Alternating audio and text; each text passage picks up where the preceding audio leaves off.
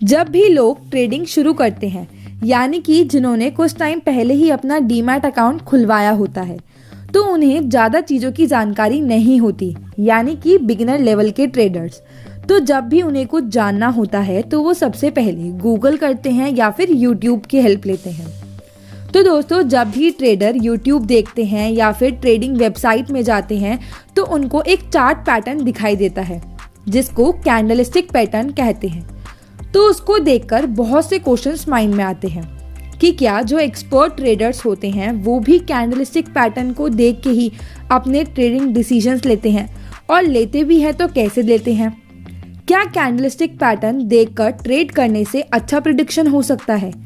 हर दिन धमाका करने वाली वीडियोस बनाने वाले क्या कैंडलस्टिक पैटर्न देख के ही ये सब पता लगाते हैं कि क्या होने वाला है। अगर आप लोग भी ये जानना चाहते हैं कि क्या है कैंडलस्टिक पैटर्न और इसको ऑब्जर्व करके किस तरह से बेटर प्रेडिक्शन किया जा सकता है और इससे कैसे और ज़्यादा प्रॉफिट कमाया जा सकता है, तो आज की वीडियो आप लोगों के लिए बहुत ज़्यादा हेल्पफुल होने वाली है। पूरा वीडियो ज़रूर देखिएगा और हमारे चैनल को द सिस्टम ऑफ लॉजिक को सब्सक्राइब करना मत भूलिएगा। तो चलिए फिर शुरू करते हैं।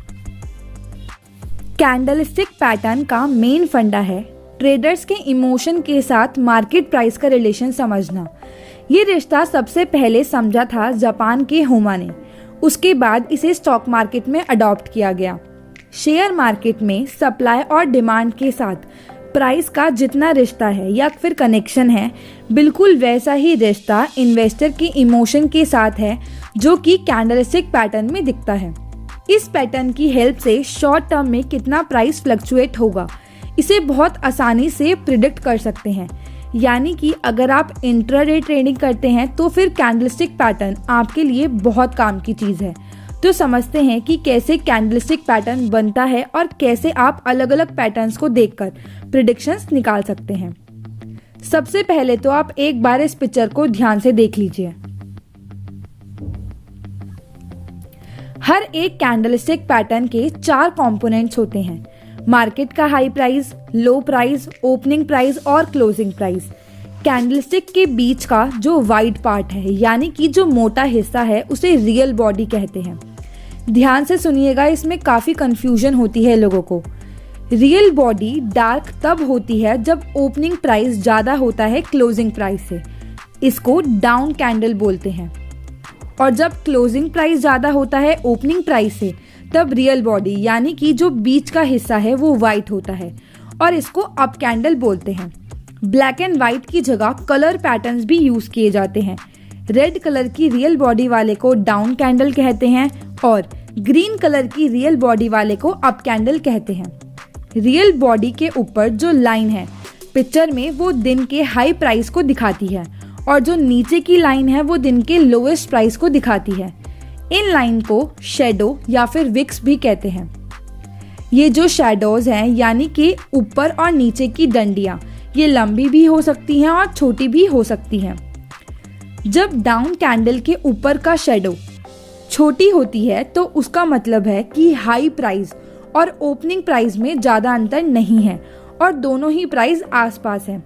और जब ऊपर की शैडो होती ही नहीं है, यानी कि ऊपर की डंडी है ही नहीं, तो इसका मतलब ये है कि हाई प्राइस और ओपनिंग प्राइस दोनों सेम है।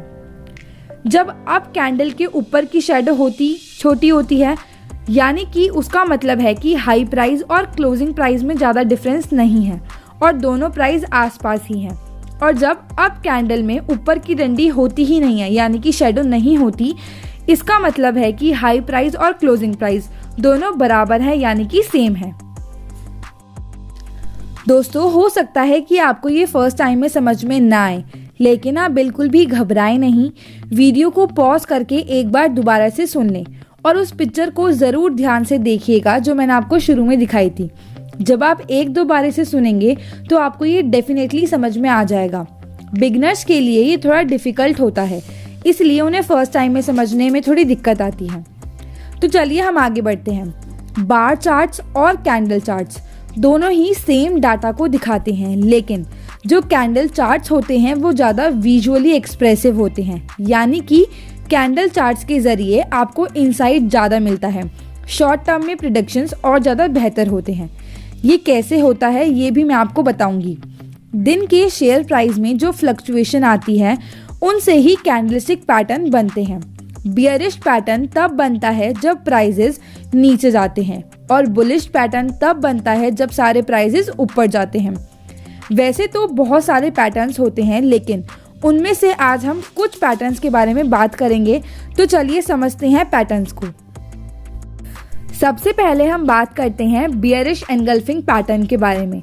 जब भी एक रेड डाउन कैंडल फॉर्म होती है एक छोटी ग्रीन कैंडल के बाद, इसका मतलब होता है कि अब सेलर्स का नंबर ज़्यादा हो रहा है बायर्स के मुकाबले और अब प्राइस नीचे जाएगा। जो छोटी ग्रीन कैंडल होती है उसकी रियल बॉडी का साइज और upper lower limit red candle के रियल बॉडी के साइज से काफ़ी छोटी और उसके अंदर होनी चाहिए, जैसा कि इस पिक में दिख रहा है, बिल्कुल उसी तरह से। इन सब को समझने के लिए पिक्चर को ऑब्जर्व करना बहुत ज़रूरी है ताकि जो मैं कह रही हूँ आप सब उसे रिलेट कर सकें। अब है दूसरे नंबर पर बुलिश एनगल्फिंग पैटर्न। ये पिछले पैटर्न का बिल्कुल अपोजिट पैटर्न है। इसमें जब एक छोटा रेड कैंडल के बाद उसको पूरा घेर कर एक ग्रीन कैंडल बनता है जिसकी रियल बॉडी उसके साइज से काफ़ी बड़ी होती है, तब उसे बुलिश एनगल्फिंग पैटर्न कहते हैं, जो ये दिखाता है कि अब बायर्स ज़्यादा हो रहे हैं सेलर्स के मुकाबले और अब प्राइस और ऊपर जाने वाला है। तीसरे नंबर पर है बियरिश इवनिंग स्टार। इस तरीके के पैटर्न में लास्ट कैंडल का ओपनिंग प्राइस हमेशा पिछले दिन के कैंडल के ओपनिंग प्राइस से नीचे रहता है। इसका एंडिंग पॉइंट 2 दिन पहले के एंडिंग पॉइंट यानी कि क्लोजिंग प्राइस के आसपास होता है। अब छोटी वाली कैंडल ग्रीन या फिर रेड कोई भी हो सकती है। इस कैंडल का मतलब है कि प्राइस नीचे जाएगा। चौथा है बियरिश हरामी। ये एक बहुत ही इंटरेस्टिंग पैटर्न है जो बायर्स में इनडिसीजन दिखाता है। ये तब बनता है जब लास्ट कैंडल पिछले दिन के कैंडल से बहुत छोटी होती है। इसके बाद पैटर्न ऊपर या नीचे दोनों जगह जा सकता है। अगर इसके बाद डाउन कैंडल बनता है यानी कि रेड वाला, इसका मतलब अब फिर से शेयर्स नीचे जा सकते हैं। पांचवें नंबर पर है बुलिश हरामी। ये पिछले पैटर्न का बिल्कुल अपोजिट है, जो ट्रेंड में पॉज दिखाता है। इसके बाद अगर एक और ग्रीन कैंडल आया तो इसका मतलब है ट्रेंड रिवर्स होगा और प्राइस ऊपर जाएगा। छठे नंबर पर है बियरिश हरामी क्रॉस। ये भी एक ट्रेंड रिवर्सल पैटर्न है। ये बियरिश हरामी तब होता है जब इस पैटर्न की लास्ट कैंडल बिल्कुल स्टार जैसी होती है, यानी कि जब शेयर का क्लोजिंग प्राइस और ओपनिंग प्राइस बिल्कुल सेम होता है और वो पिछले दिन के कैंडल के रियल बॉडी के अंदर होता है। सातवें नंबर पर है बुलिश हरामी क्रॉस। ये भी एक बुलिश हरामी जैसा ही ट्रेंड रिवर्सल पैटर्न है। इसमें लास्ट कैंडल एक डोजी है यानी कि स्टार, जो 3 डाउन ट्रेंड्स के बाद आता है। तो दोस्तों ये थे कुछ कैंडलस्टिक पैटर्न्स। ये बिगनर्स को एक बार में तो समझ नहीं आ पाएंगे, लेकिन आप एक बार समझ गए तो फिर ट्रेडिंग करना आपके लिए बहुत ज़्यादा इजी हो जाएगा। तो इसलिए मेरी एक एडवाइस है आप लोगों के लिए कि आप इस वीडियो को कम से कम 2 बार ज़रूर देखिए दिन में, और फिर वीडियो में दिए गए पैटर्न को आइडेंटिफाई कीजिए और फिर ये देखिए कि आपका प्रेडिक्शन कितना सक्सेसफुल रहा। 1 वीक तक डेली इसकी प्रैक्टिस करिए बिना इन्वेस्ट किए, एंड देन फिर आपको और कोई वीडियो नहीं देखनी पड़ेगी। आत्मनिर्भर बनना है तो फिर आपको नॉलेज अपनी बढ़ानी बेहद ज़रूरी है। तो आज की वीडियो यहीं तक, मिलते हैं नेक्स्ट वीडियो में। अगर आपको ये वीडियो पसंद आई हो और आपको कुछ सीखने को मिला हो तो वीडियो को लाइक एंड शेयर ज़रूर कीजिएगा। Thank you.